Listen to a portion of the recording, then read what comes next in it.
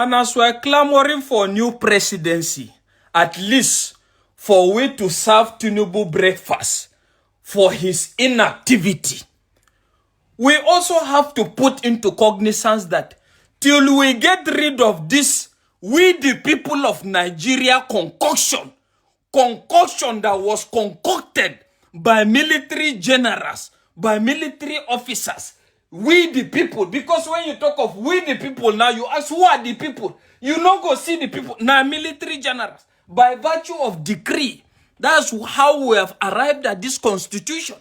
We have to get rid of it first. That is number one. Secondly, we will have to now go back to the issue of the North. The North must have to be properly splitted based on referendum. What do I mean by this? Based on referendum in the sense that the North cannot be answering that name, the North, as an entity, as a general entity. The fact is, the middle belt concept and whatever must be respected.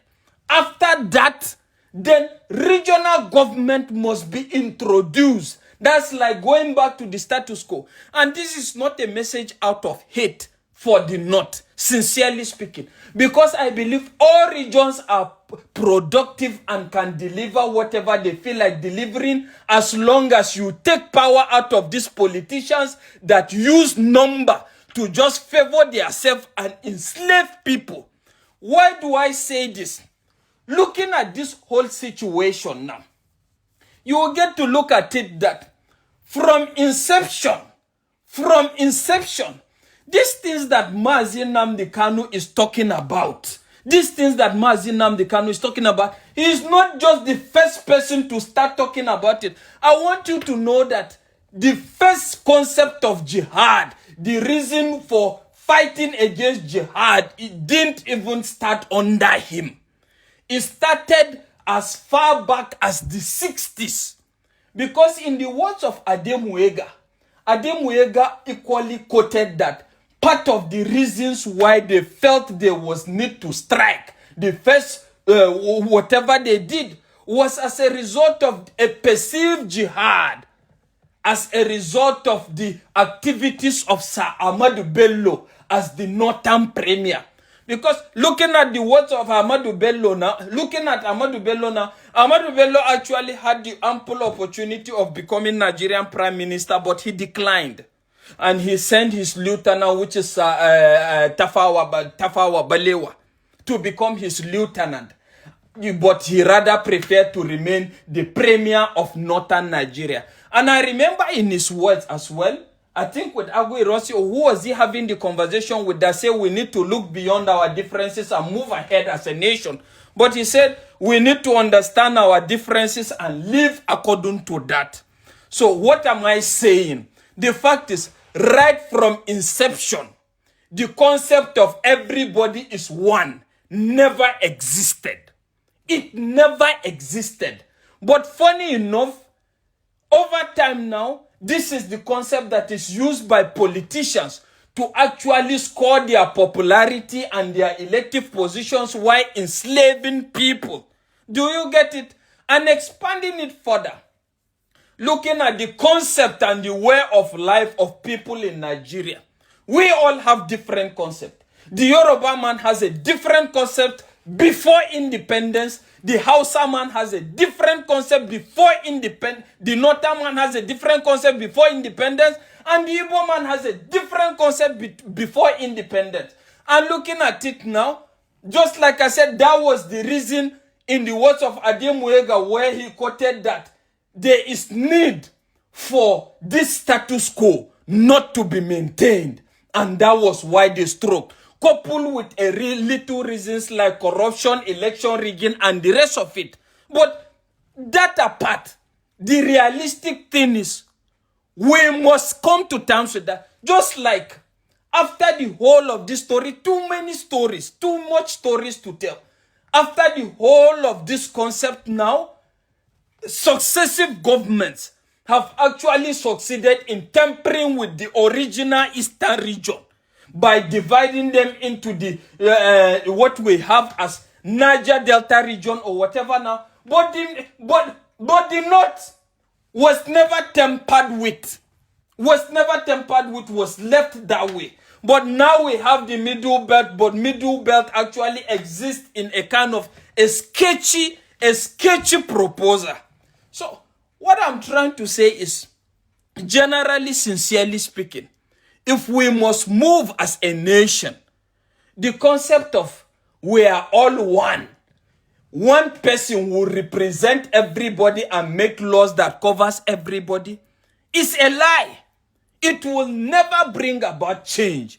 Rather, it will bring about more division and more bloodshed. The Yorubas knows this more better, and even the Igbos actually understand this. But the concept of one northern Nigeria with this is actually succeeding in making these politicians just more relevant and more richer, while the abject northern man is suffering.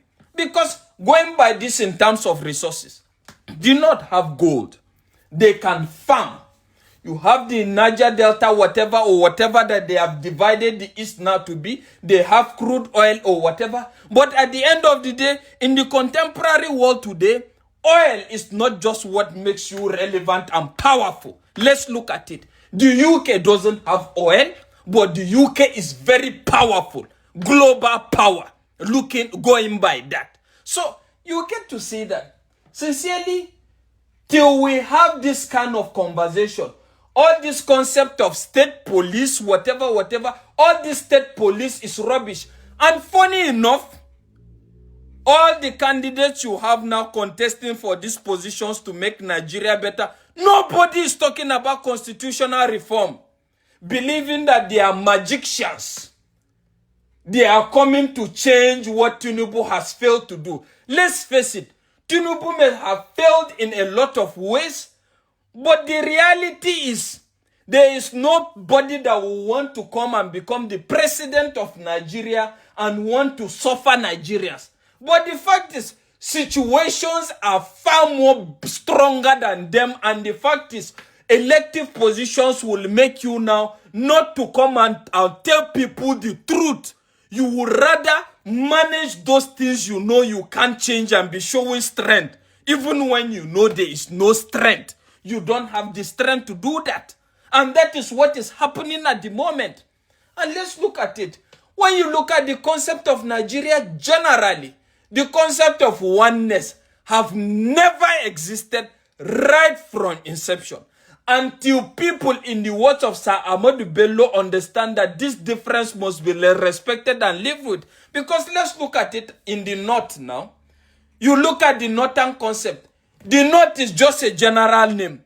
But you can't tell me that a person in Zamfara, Sokoto, Katsina is thinking the same way a Benue man, an Adamawa man, a Taraba man, a Jos man is thinking. There is no relationship in any way. There is no relationship. And these are the things that must be respected and arrived at based on referendum for people to move forward. But if you think a change of presidency is what is going to bring about, and take it or leave it, just like I said, this jihad concept, in the words of Adem Wega, 1960 something, and we're still talking about it now. And the fact is, these people are gradually capitalizing on the weakness of Nigeria to actually identify the problem and forge a solution forward. And that is why, after 4 years, we come and say this president bad. Ask yourself now, why is it that we have had series of precedent, and none has been able to do anything? And when I talk about returning back to status quo now, some bunch of people that are ill-informed will come and say that it was the same Igbo man, Agui Ironsi, that returned Nigeria back to the way it is. The fact is, why did Agui Ironsi do that? Go and check such references. The reason he did that was because he was trying to find a way to avoid the domination of the North in politicking or whatever. And that is why he returned back to status quo. But at the end of the day, he never paid anybody. It never paid anybody because at the end of the day, the thing was not fully implemented